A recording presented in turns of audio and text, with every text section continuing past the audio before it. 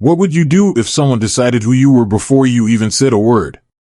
Barron Trump walked into a small cafe one afternoon. There were no cameras, no entourage, just him. He approached the counter like anyone else. That's when it happened. The waitress glanced up, saw his face, and something changed. Her expression was brief but telling, a mix of recognition and something colder. She didn't ask for his order. She didn't even greet him. Instead, her hands paused mid-motion, and her body language made it clear she wouldn't serve him. The room grew quieter as the seconds passed.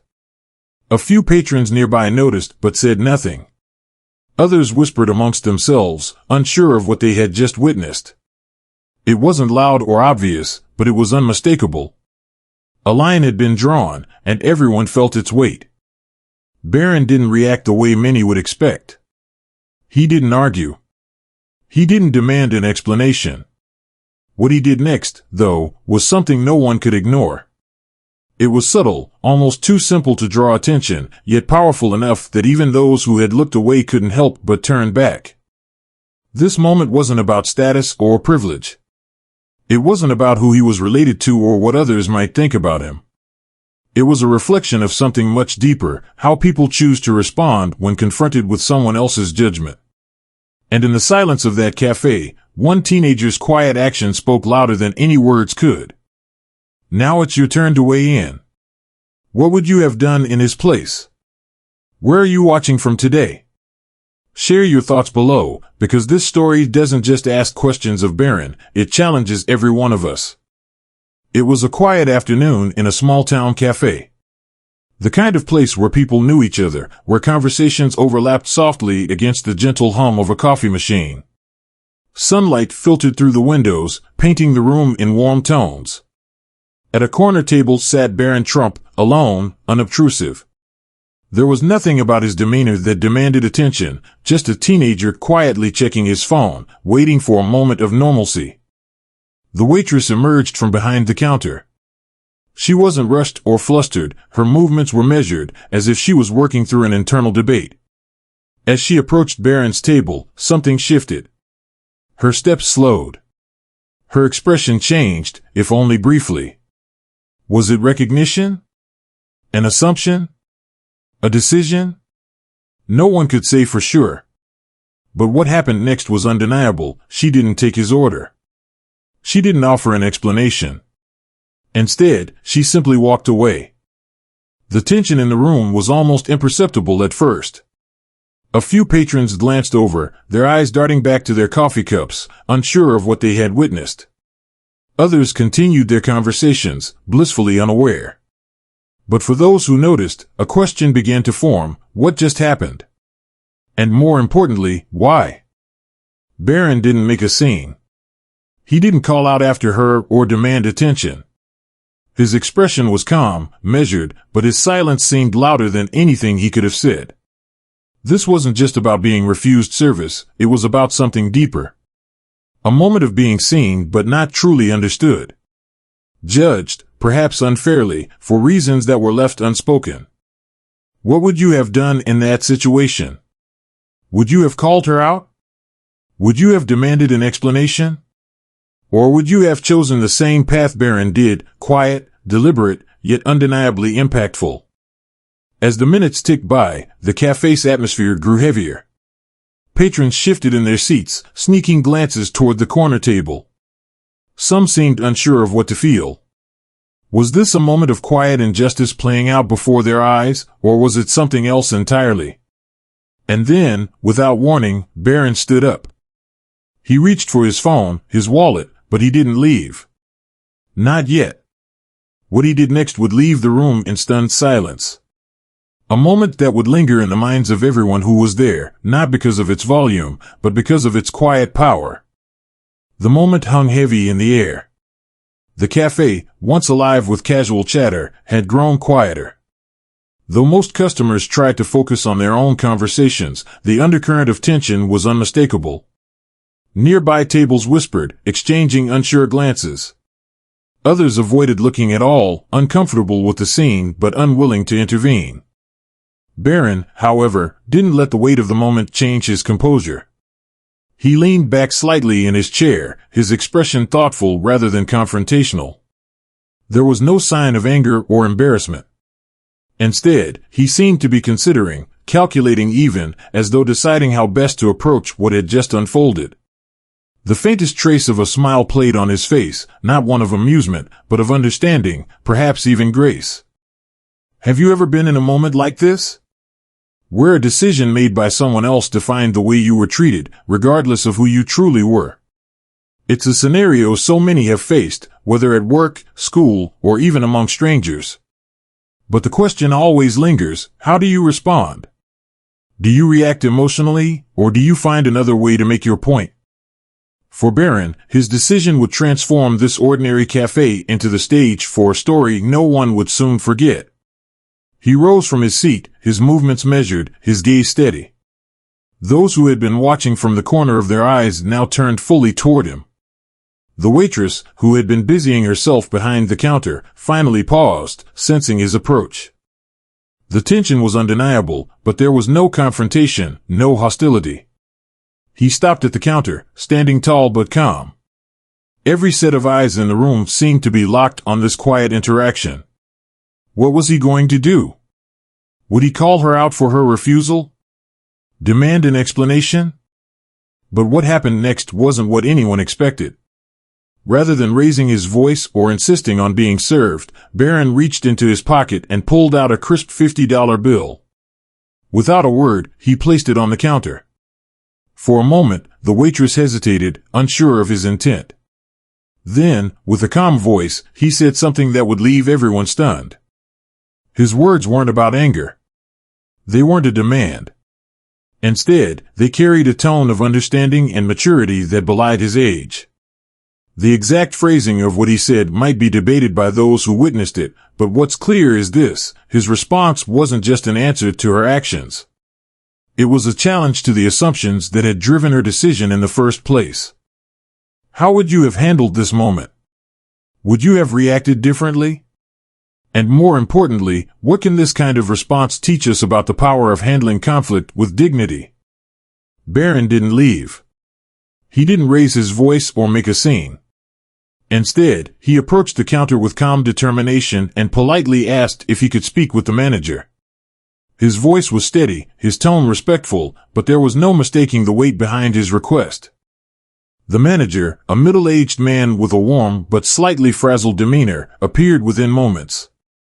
He greeted Barron with a smile, unaware of what had just transpired. Barron didn't accuse or point fingers. Instead, he posed a single question that made the entire cafe pause. Is this how you treat all your customers? The room froze. Conversations that had begun to pick up again stopped mid-sentence. The waitress, standing behind the counter, glanced nervously toward the manager, her expression a mix of confusion and discomfort. Patrons shifted in their seats, some leaning closer to hear what might happen next. The manager, caught off guard, stammered for a moment before responding. "I'm very sorry," he said, his voice carrying genuine regret. "Let me personally take care of your order." His offer was well-intentioned, but Barron didn't let it end there. His composure remained intact, but his actions spoke volumes about the kind of person he was. "I appreciate that," Barron replied, his words deliberate. "But I'd like the waitress to come back to my table." The room buzzed quietly with whispers. What was he planning to do? Was this his moment to confront her, to demand an explanation for her behavior? The waitress hesitated, her steps slow and uncertain as she approached his table. She looked anywhere but at him, bracing herself for what she thought was coming. But Barron's actions surprised everyone. He pulled a folded note from his pocket and placed it on the table, along with a tip that was more than generous. He looked at her, not with frustration or anger, but with a calmness that felt almost disarming. His words were gentle but purposeful. "Everyone deserves a second chance." The waitress blinked, momentarily stunned, as she reached for the note. Her hands trembled slightly as she opened it. Though the room couldn't see what was written, her reaction spoke volumes. Her face softened, her shoulders eased, and in that moment, the weight she had been carrying seemed to lift. The cafe, which had been filled with silent tension, now felt different. Patrons looked on, not with judgment, but with admiration and reflection. Many were left wondering what they might have done in Barron's place. Would they have responded with the same grace? The same kindness? What do you think? Could this moment have unfolded any other way? And what does it teach us about how we handle challenges in our own lives? The cafe fell into an unexpected silence. The note in the waitress's hand trembled slightly as she read it, her expression shifting from apprehension to something softer, almost vulnerable. Her lips parted as though she wanted to say something but couldn't find the words. Then, slowly, she turned to face Barron. Before she could speak, a sound broke through the silence, a single clap. Then another. It spread like a wave across the room as patrons, moved by what they had just witnessed, began to applaud. The gesture wasn't loud or boisterous, but steady and filled with genuine appreciation. It was a response not just to Barron's words, but to the lesson they carried. The waitress, visibly emotional, approached Barron. Her voice was soft, almost inaudible at first, but her sincerity was unmistakable. "I'm so sorry," she said, her gaze lowered. "I judged you without knowing you. That wasn't fair." Barron didn't linger on her apology. He met her eyes, offering a small nod that seemed to carry more meaning than any words could. It wasn't about her mistake, it was about what came after. "We all have moments like that," he said simply. "What matters is how we move forward." The atmosphere in the cafe shifted entirely. Where there had been discomfort, there was now a sense of unity, as if everyone present had been part of something much larger than a simple interaction. It wasn't just the waitress who was affected. The customers, those who had been watching quietly, unsure of how to react, began reflecting on their own experiences. How many times had they judged someone without knowing the full story? How often had they wished for a second chance to do things differently? For those in the room, Barron's response wasn't just admirable, it was transformative. He had taken a moment fraught with tension and turned it into something meaningful.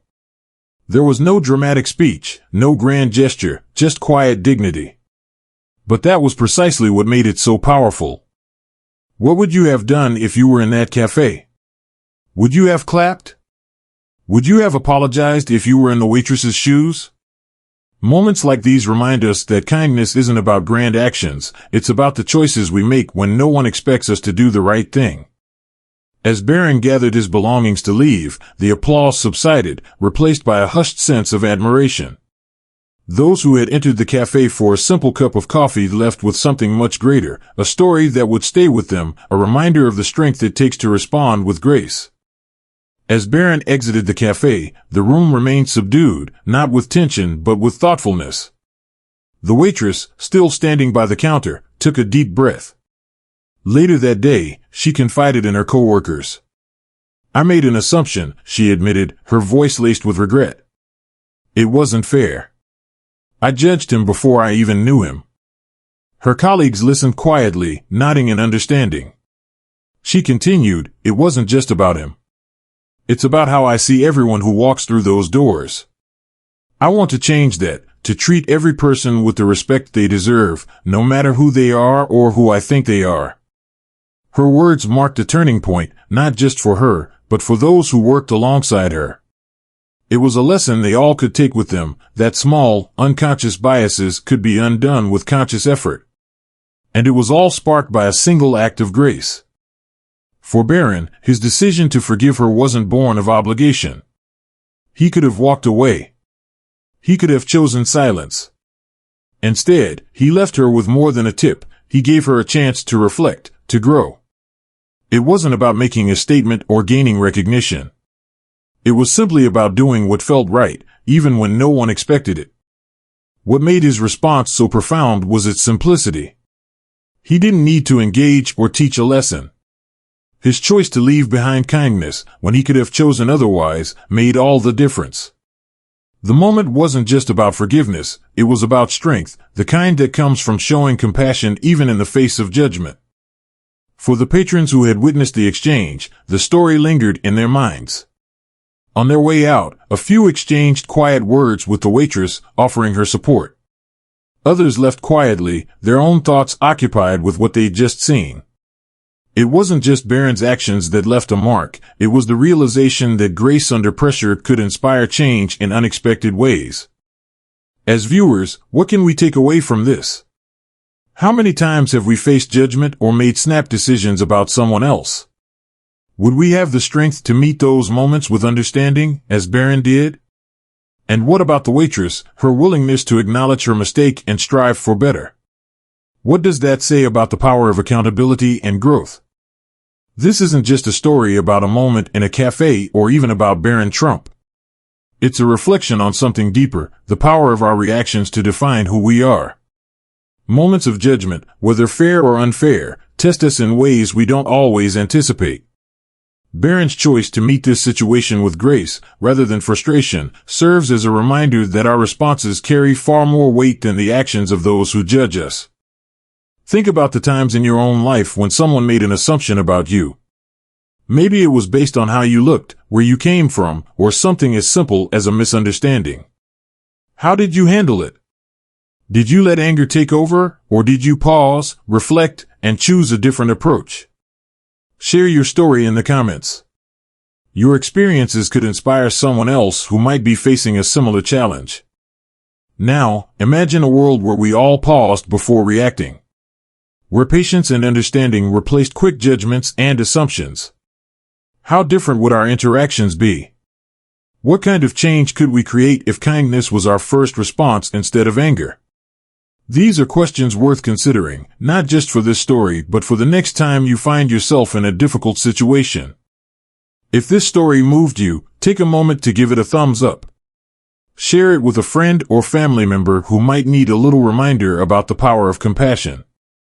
And if you want more stories like this, ones that challenge us to think, reflect, and grow, hit that subscribe button. Together, let's create a space where positivity and understanding are celebrated. Thank you for watching, and remember, the way we choose to respond in even the smallest moments can leave a lasting impact. Let's strive to make it a positive one.